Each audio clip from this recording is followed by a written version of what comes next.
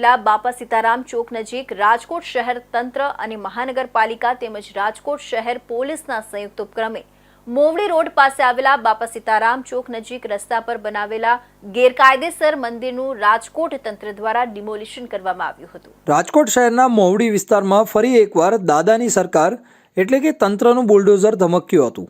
મોવડી road ઉપર આવેલા બાપા સીતારામ ચોક નજીક રસ્તા પર ગેરકાયદેસર રીતે બનેલા એક મંદિરની રાતના સમયે તંત્ર દ્વારા ડિમોલિશન કરવામાં આવ્યું હતું। રાજકોટ મહાનગરપાલિકા, શહેર તંત્ર અને શહેર પોલીસના સંયુક્ત ઉપક્રમે થયેલી આ કાર્યવાહી દરમિયાન કોઈ અનિચ્છનીય ઘટના ન બને તે માટે પોલીસ તંત્ર પણ એલર્ટ મોડમાં રહ્યું હતું।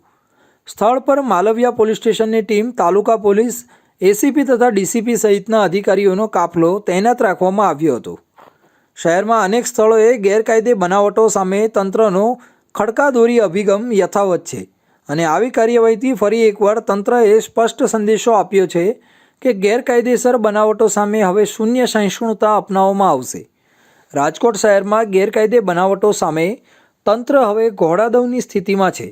મોવડી વિસ્તારમાં થયેલી આ કાર્યવાહીથી તંત્રએ સ્પષ્ટ સંદેશ આપ્યો છે કે જાહેર જગ્યાઓ પર કબજો કે ગેરકાયદેસર સંરચનાઓને કોઈપણ રીતે બક્ષવામાં નહીં આવે। આમ તંત્રના બુલડોઝરનું રણકાર હજુ આગળ પણ ઘણી જગ્યાએ સાંભળવા મળી શકે છે।